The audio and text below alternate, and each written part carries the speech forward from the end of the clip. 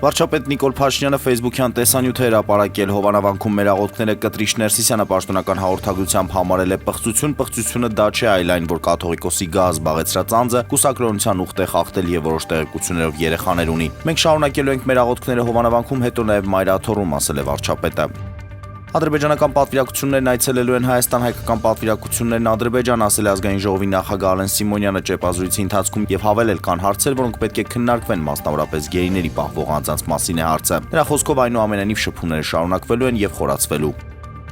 Ադրբեջանի նախագահի օգնական Հիկմետ Աջիևն X իրեջում նոր տեսանյութ հրապարակել, որտեղ ցույց է տալիս Զանգեզուրի միջանցքի այսպես կոչված ադրբեջանական հատվածի շինարարությունը։ Զանգեզուրի միջանցքի ադրբեջանական հատվածում շինարարական աշխատանքները մոտենում են ավարտական փուլին։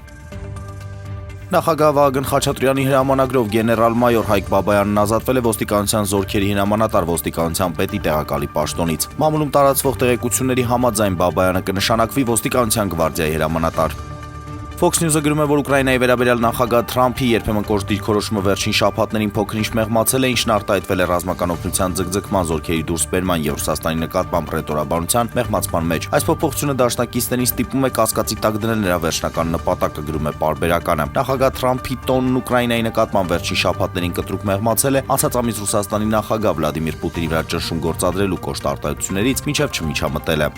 Նոյեմբերի 13-ին Վազգեն Սարգսյանի անվան հանրապետական մարզադաշտում կկայանա աշխարհի 2026 թվականի առաջնության եվրոպական գոտու որակավորման փուլի Հայաստան-Հունգարիա հանդիպումը։ Այսօրվանից տոմսերը հասանելի են ֆուտբոլի ֆեդերացիայի կայքում, ինչպես այնպես էլ Հայաստանի ազգային հավաքականի հաջորդ բոլոր հանդիպումների համար տոմսերի վաճառքն իրականացվելու է, միայն առցանց տոմսերի ֆիզիկական վաճառք չի նախատեսվում։